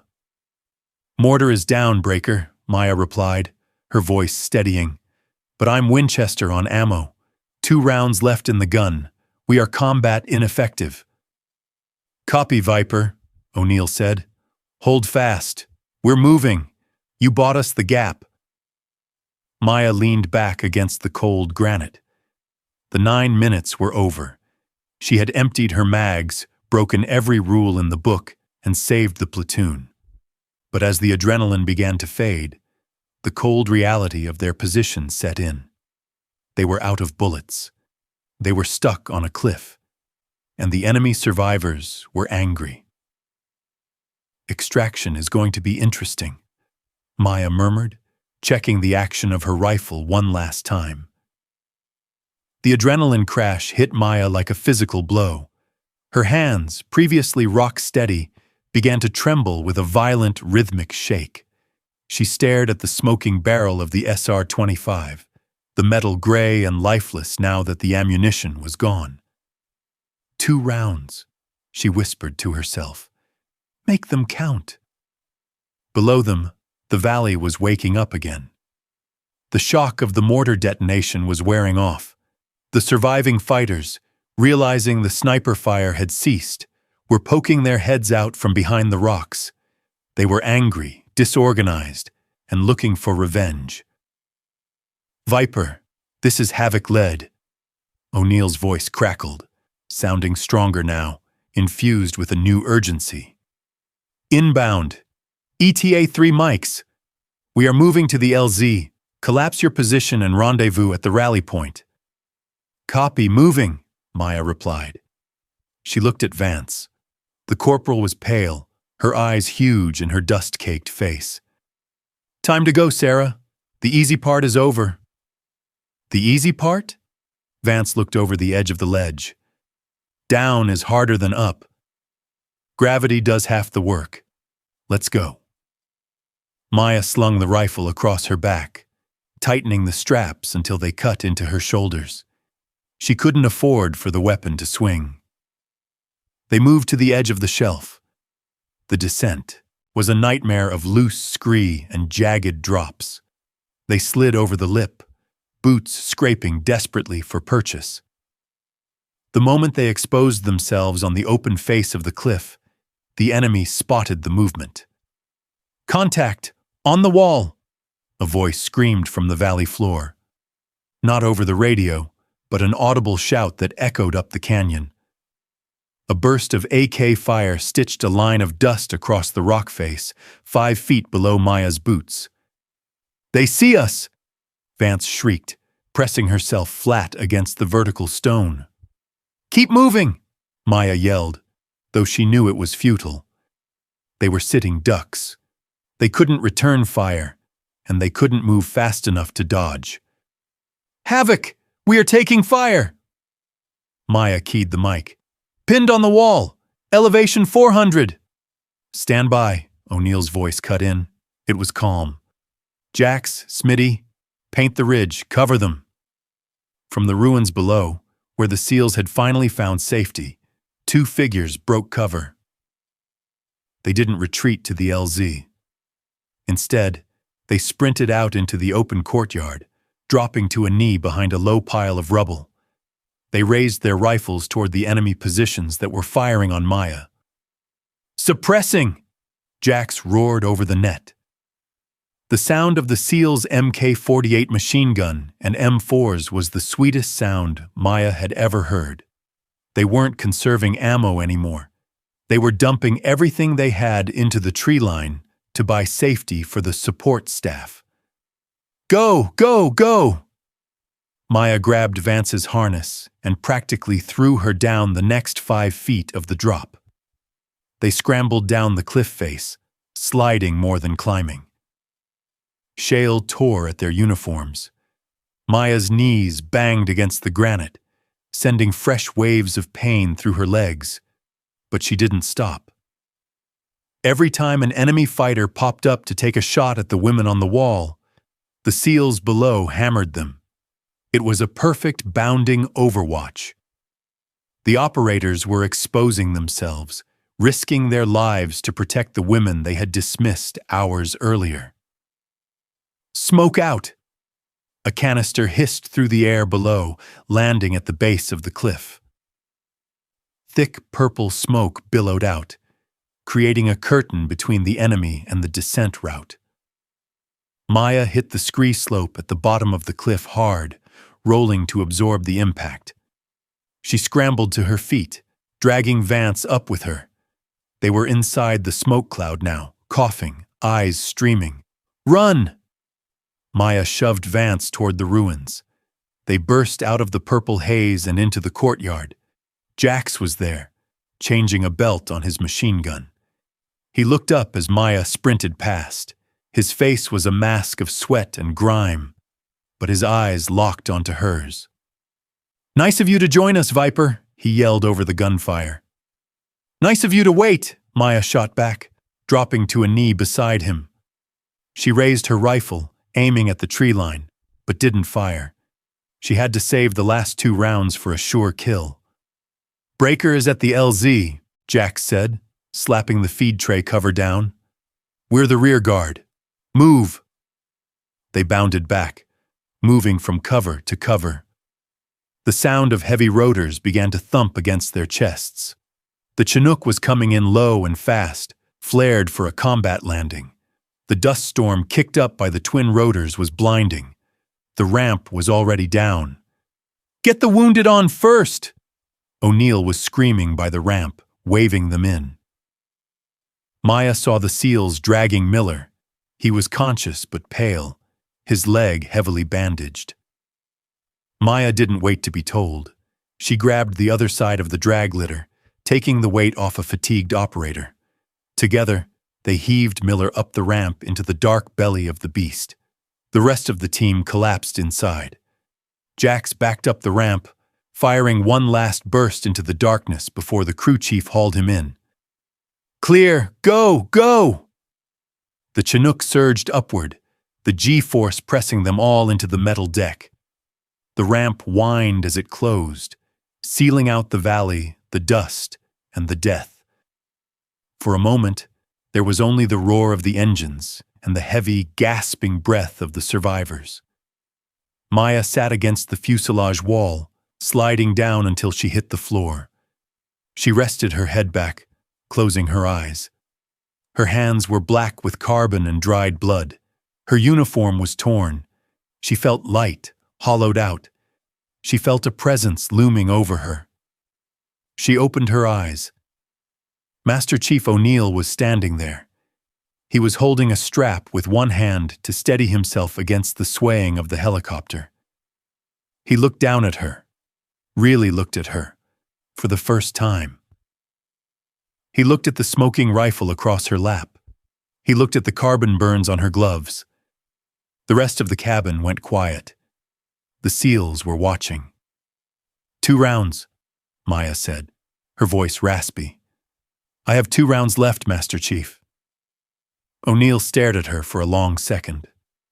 Then slowly, he nodded. It wasn't a bow, it wasn't a smile, it was an acknowledgement. "Good work," he said. The words were heavy, reluctant, but genuine. "Secure your gear, Sergeant." He turned and walked back to check on his wounded man. Maya let out a breath she didn't know she was holding. She looked at Vance. The corporal was trembling, tears cutting tracks through the dust on her face, but she was smiling. They were alive. And for the first time, they were in the count. The ramp closed, sealing the world away, and the interior of the MH-47 plunged into a gloom illuminated only by the dim, blood-red tactical lights. The roar of the twin engines was a physical weight, a constant, crushing vibration that rattled teeth and vibrated through the metal bench seats. Maya sat near the tail, her legs extended, her boots resting against the nylon webbing of the cargo net. The rifle, the SR-25 that had been a living, breathing thing 10 minutes ago, now lay across her lap, cold and inert. The adrenaline dump hit her like a sudden fever, started in her hands. The fine motor control she had maintained for 9 grueling minutes evaporated, replaced by a violent, uncontrollable tremor. She clenched her fists, digging her fingernails into her palms, trying to override the physiological crash. Her body was screaming that she was still in danger, dumping cortisol into a system that had nowhere to send it. Next to her, Corporal Vance had her head between her knees. Her shoulders were shaking. She wasn't crying audibly. The noise of the rotors would have swallowed it anyway, but the posture was one of total collapse. Vance had done her job. She had been perfect on the glass. But now, the reality of the near-death experience was tearing through her defenses. Maya reached out, placing a trembling hand on Vance's neck. She squeezed, a silent anchor. "You're here. You're solid." Across the aisle, the dynamic of the platoon had shifted. On the flight out, they had been loud, sprawling, taking up space with the careless arrogance of apex predators. Now they were compacted, introspective. They checked each other for wounds, tightening tourniquets on minor shrapnel cuts, drinking water in long, desperate gulps. Jax, the machine gunner, sat directly across from Maya. His face was a mask of soot and sweat, his eyes bloodshot. He was staring at Maya's rifle. He looked at the blackened suppressor, the scorched barrel, and then up at Maya's face. He leaned forward, unbuckling his harness. He reached out a gloved hand, offering a fist bump, a universal gesture of good game, of acceptance, of survival. "Hell of a show, Viper," he mouthed, the words lost to the noise but the intent clear. The other SEALs watched. It was an invitation to the club, to smile, to celebrate the kill count, to be one of the boys. Maya looked at the fist. Then she looked at Jax's eyes. She didn't lift her hand. Instead, she pulled the charging handle of her rifle back slightly, checking the chamber for the 10th time to ensure the bolt was forward on a live round. Safety's on. She ran her thumb over the dust cover. She met Jax's gaze and gave a single, slow nod. No smile, no celebration, just the cold acknowledgement of work done. Jax hesitated, his hand hovering in the red light. Then he slowly lowered it. The smile faded from his face, replaced by a deeper, more somber respect. He nodded back, settled into his seat, and looked away. "This isn't a game," Maya thought, closing her eyes. "I didn't do it for the high five." She could feel the phantom recoil in her shoulder. She could see the faces of the men she had dropped. The runner with the RPG, the commander on the rock, the 3 men in the mortar pit who had evaporated in a pink mist. 12 lives. She carried them now. They were heavier than the ruck. At the front of the cabin, near the cockpit bulkhead, Master Chief O'Neill was watching. He hadn't moved since they took off. He sat with his arms crossed over his cracked chest plate, his helmet visors up. He wasn't looking at his men. He was looking at Maya. His expression was unreadable in the crimson gloom. It wasn't the dismissal of the briefing room. It wasn't the anger of the ambush. It was a calculating stare. He was reevaluating every assumption he had made about the cultural support team. He was doing the math on how many of his men would be dead right now if she had followed his orders to stay in the rear. Maya felt his eyes on her. She opened her own, locking gazes with him across the vibrating darkness of the fuselage. She held his stare. She didn't look away. She didn't seek his approval.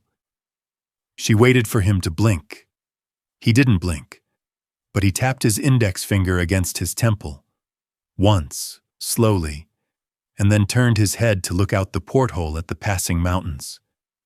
Maya exhaled, her breath shuddering in her chest. The flight dragged on.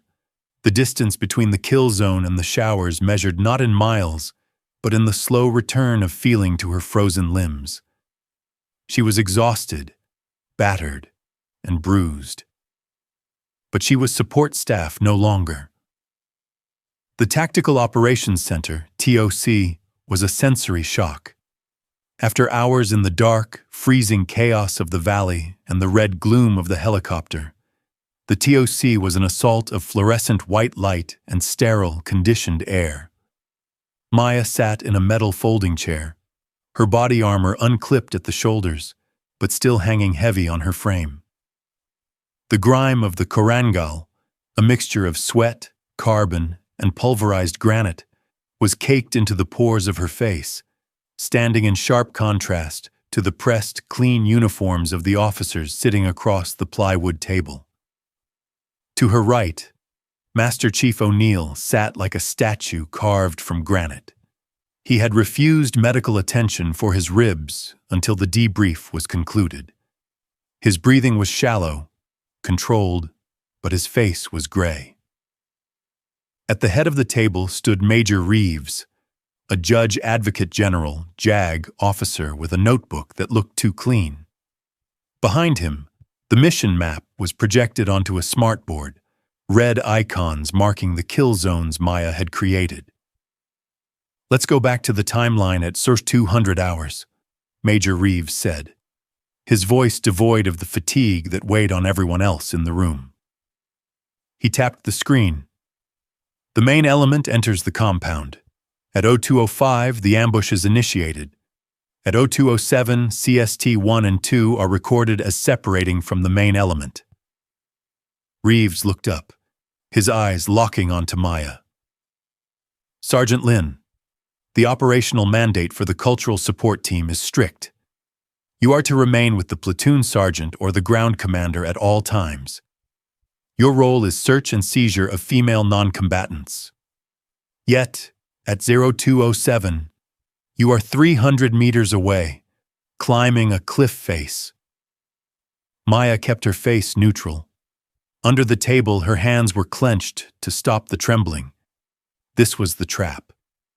If she said she acted on her own initiative, she was a rogue element. She had abandoned her post. That was a court-martial offense. "Sir," Maya began, her voice raspy. "The situation in the kill zone was untenable. We were taking effective fire from high angles. The main element was pinned. I made a tactical assessment that—" "You made a tactical assessment?" Reeves interrupted, raising an eyebrow. "You are attached support, Sergeant. You don't make tactical assessments for a SEAL platoon. You follow orders. Did Master Chief O'Neill order you to break the perimeter?" Maya hesitated. The truth was simple. No. He had told her to stay put. She had disobeyed a direct order to save his life. If she admitted that, she was finished. If she lied, she dragged O'Neill into it without his consent. The room was silent. The hum of the server racks in the corner seemed deafening. Vance, sitting beside Maya, looked ready to vomit. "I asked you a question, Sergeant," Reeves pressed.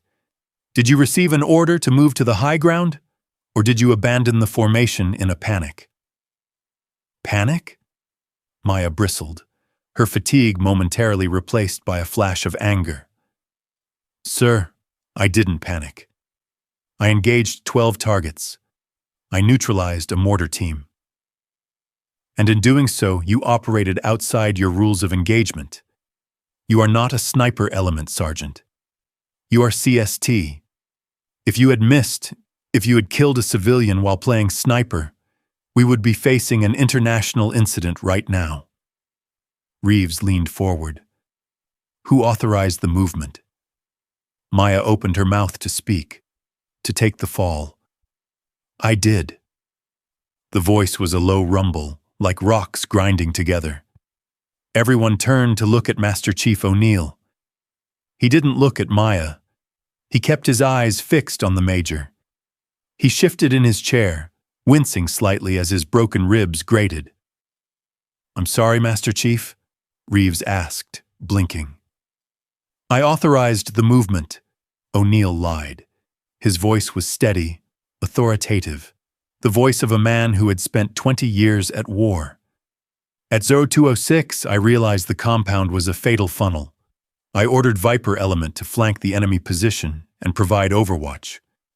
They were operating under my direct tactical control the entire time." Reeves frowned, checking his notes. "The radio logs don't show that transmission, Chief." "We were close contact," O'Neill said, dismissing the evidence with a wave of his hand. "I gave the order verbally and by hand signal before the breach. The comms were cluttered. You know how it gets, Major. Or maybe you don't." It was a subtle dig, reminding the JAG officer that he wasn't the one getting shot at.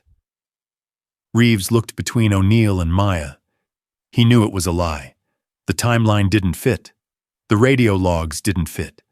But he also knew who sat across from him. This was a Tier 1 operator, a legend in the community, vouching for his team. To challenge O'Neill was to challenge the entire command structure of the task force. Reeves sighed, closing his notebook. The bureaucracy had met a wall it couldn't climb. "If the Master Chief confirms the order," Reeves said, his tone shifting to one of resignation, "then the ROE violation is contextual. The use of force appears justified given the threat level." He looked at the map again, seeing the red dots of the mortar pit. "Effectively, you deployed a sniper team to counter a complex ambush," Reeves summarized, rewriting history in real time. "Unorthodox use of a CST, Chief, but effective." "My team does what needs to be done," O'Neill said flatly. "Are we finished here, sir? I have men who need medical." "We're finished," Reeves said. "Report filed. Good work, gentlemen and ladies." The dismissal was abrupt. The officers stood up, gathering their papers. Maya sat frozen for a moment. She had prepared herself to lose her rank, maybe even her career. Instead, the narrative had been rewritten. She wasn't a rogue agent anymore.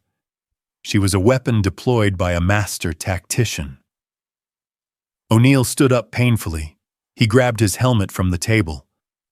"Let's go," he grunted to the room at large. Maya followed him out into the hallway. The door to the TOC closed, muffling the hum of the computers. The hallway was dimly lit, smelling of floor wax. "Master Chief?" Maya said, stepping up beside him. "Sir." O'Neill stopped. He turned to face her. He looked exhausted, old. "You didn't have to do that," Maya said quietly. "I broke protocol. I left the stack." "You left the stack because we were dying," O'Neill said. He looked at the patch on her shoulder, the generic Army tab. "And you hit what you aimed at." He stepped closer, lowering his voice so only she could hear. "But don't ever freelance on my op again, Lin. If you have an idea, you tell me. If you see a threat, you call it. You are part of this unit now. That means you fall in line. We protect our own, but we also control our own. Clear?" It was a warning and a welcome simultaneously. The lie in the briefing room wasn't just charity. It was a leash. He had saved her career, but in doing so, he had claimed ownership of her actions. She was one of them now, bound by their code, their lies, and their loyalty. "Crystal clear, Master Chief," Maya said. "Good." O'Neill adjusted his grip on his helmet. "Get cleaned up. We have a rotation in 48 hours. I want that rifle serviced and re-zeroed." "You want us back out?" Maya asked, surprised. "We need a sniper element," O'Neill said, turning to walk away. "And apparently the support staff is qualified." Maya watched him limp down the hallway toward the medical bay. She felt a strange weight settle in her stomach. It wasn't fear anymore. It was the heavy, permanent burden of belonging. She looked at Vance, who was leaning against the wall, eyes closed. "We made it," Vance whispered. "Yeah," Maya said, looking at her dirty hands. "We made it. Now we have to do it again." The latch of the shower trailer door slid home with a metallic clack. It was the loudest sound Maya had heard in hours, sharper than the gunfire because it signaled the end of the performance. For the last 12 hours, she had been a soldier, a sniper, a savior, and a subordinate. Now, in the damp, mold-scented air of the containerized housing unit, CHU, she was just a biological entity that was trembling uncontrollably. Maya leaned her back against the cheap plastic door, sliding down until she sat on the rubberized floor. The space was narrow, lit by a single flickering fluorescent tube that hummed with the same frequency as the migraine throbbing behind her eyes. She didn't move for a long time. She just breathed. The air here smelled of bleach and other people's soap, a stark chemical departure from the copper and cordite scent of the Korangal Valley. Slowly, methodically, she began the ritual of deconstruction. She unbuckled her plate carrier. The Velcro ripped with a tearing sound that made her flinch. She pulled the vest over her head, the heavy ceramic plates thumping against the floor. 60 pounds of armor, ammunition, and radio gear. Her body felt unnaturally light without it, almost buoyant, as if gravity had lost its hold on her.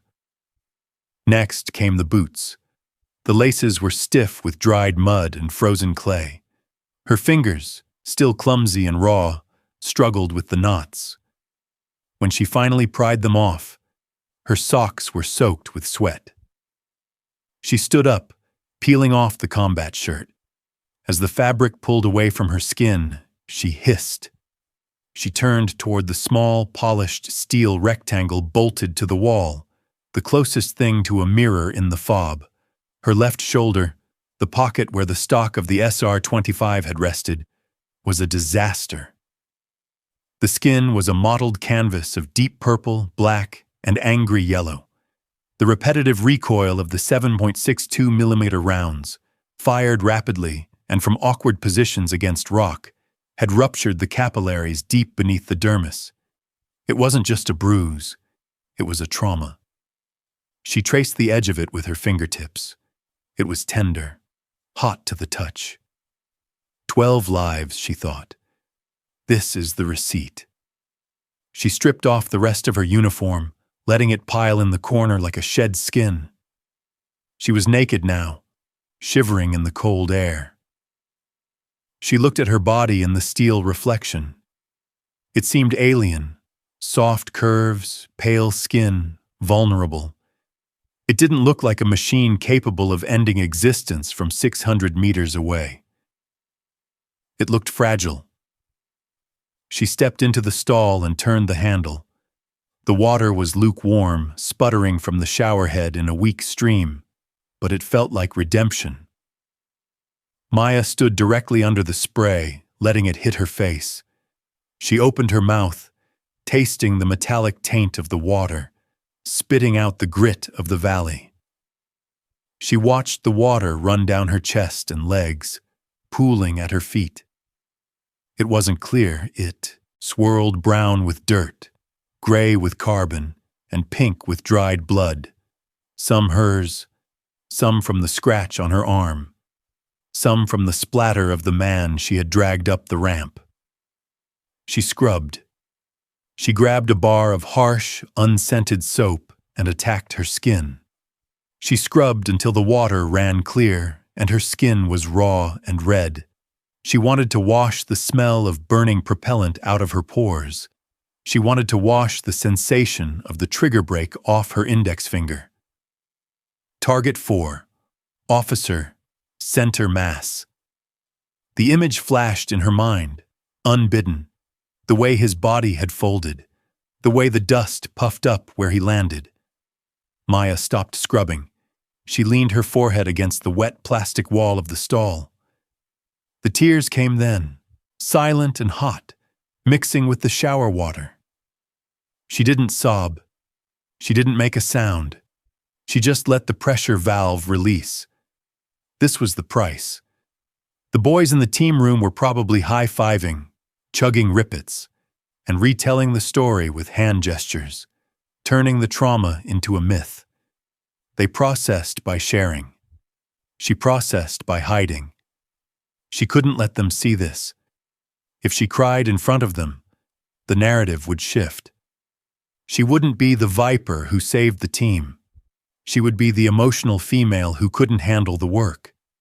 She had to be stone. She had to be harder than them because she was different from them. The water began to run cold. Maya turned the handle off. The silence rushed back in, heavy and suffocating. She stepped out, grabbing a rough, scratchy towel. She dried herself aggressively, wincing as the towel passed over her bruised shoulder and the grazed arm. She didn't bandage them. The pain was grounding. It was real. She dressed slowly, not in her civilian PT gear but in a fresh uniform, multicam trousers, tan t-shirt. She pulled her hair back tight, weaving it into a combat braid that wouldn't snag in a helmet. She looked at the mirror again. The fragile woman was gone. The redness in her eyes had faded. The jaw was set.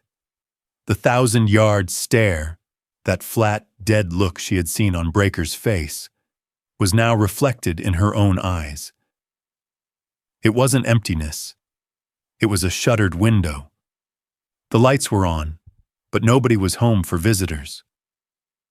She picked up her dirty gear, shoving it into a laundry bag. She picked up the armor, swinging the heavy vest over her uninjured shoulder. She unlocked the door. The night air outside was freezing, filled with the distant drone of generators and the far-off thud of artillery. Someone else's war, somewhere else in the province. Maya took a deep breath, letting the cold air freeze the last of her emotions deep inside her chest. She wasn't Maya Lin, the girl who liked painting and quiet Sundays. Not tonight. Tonight, she was Viper. And Viper had work to do. She walked toward the team room, her boots crunching on the gravel, her stride matching the rhythm of the bass. The armory was quiet, save for the rhythmic, metallic snick, snick, snick of ammunition being pressed into steel magazines. It was 0500 hours. The sun was just beginning to bleed over the jagged peaks of the Hindu Kush, casting long, pale shadows across the plywood floor of the ready room. The air smelled of coffee, stale sweat, and the pungent chemical scent of CLP gun oil. Maya sat on a bench, the SR-25 disassembled on a rag in front of her. Her fingers, stained black with carbon, worked a boar snake through the barrel. She moved with a slow, deliberate economy. Every motion was calculated to spare her bruised shoulder from unnecessary pain. Around her, the men of Team 4 were going through their own rituals. They were prepping for a follow-on target.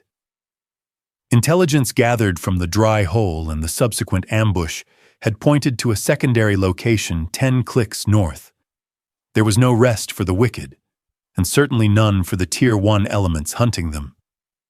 What had changed was the radius of silence around Maya. Before the mission, she and Vance had sat in the corner, isolated, an island of others in a sea of brotherhood. Now, the island had been annexed. Jax sat 2 feet away from her, sharpening a combat knife. He wasn't talking to her, but he wasn't ignoring her. He was simply existing in her space, comfortable with her presence.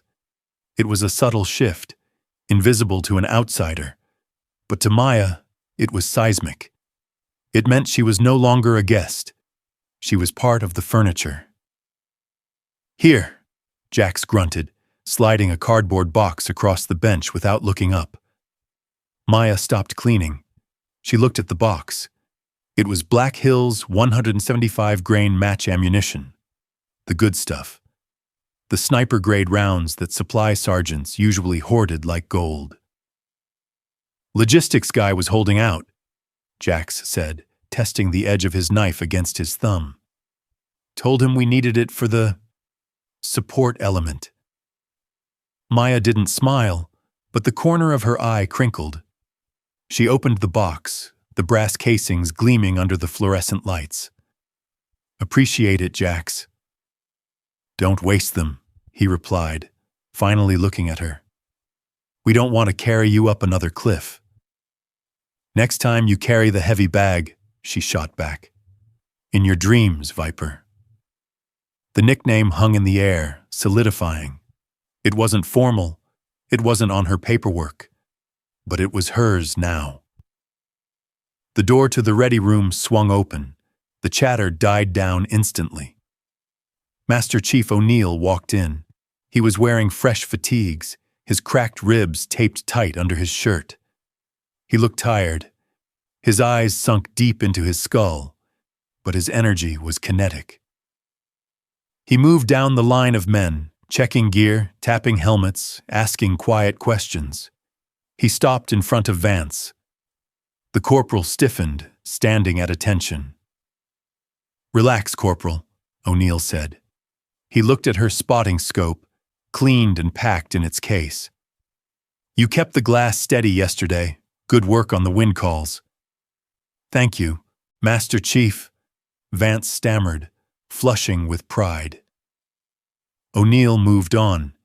He stopped in front of Maya. Maya didn't stand up. She was in the middle of reassembling the bolt carrier group. She slid the pin in, locked the cotter pin, and slapped the upper and lower receivers together.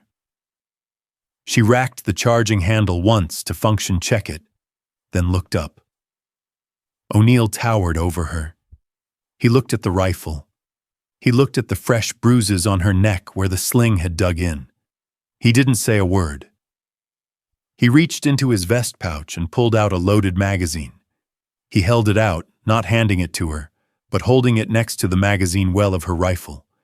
He tapped the metal spine of his mag against hers. Clink. It was a sound that carried more weight than any medal ceremony. In the language of the teams, it was the bump, the acknowledgement of a peer. It meant, "I trust you with my life. You feed your gun, I feed mine, and we go to work." "We roll in 10 mics, O'Neill said, his voice low. "You're on the bird, Viper. First chalk. I want eyes on the target before the main element touches down." "Rules of engagement, Chief?" Maya asked, locking her magazine into the well.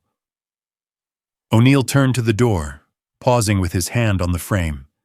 He looked back at the room, at the SEALs who were now checking their watches, and at the 2 women who were zipping up their vests. "Standard ROE," O'Neill said. "But if you see a threat, you clear the threat. Don't ask for permission to save my team." "Copy that," Maya said. She stood up, swinging the heavy rifle onto her back. The pain in her shoulder flared, sharp and hot, but she ignored it. She grabbed her helmet, looking at Vance. "Ready, Sarah?" Vance nodded, pulling her mask up. Her eyes were hard, focused. "Ready." They walked out of the ready room, side by side with the men of Team 4, into the cold, gray light of the Afghan morning. They weren't walking behind anymore. They were walking amidst them. Maya Lin was just support staff. She was just a woman with a rifle. But as the rotors of the waiting Chinook began to turn, she knew the truth. She was the ghost in the cliffs, and the valley was waiting.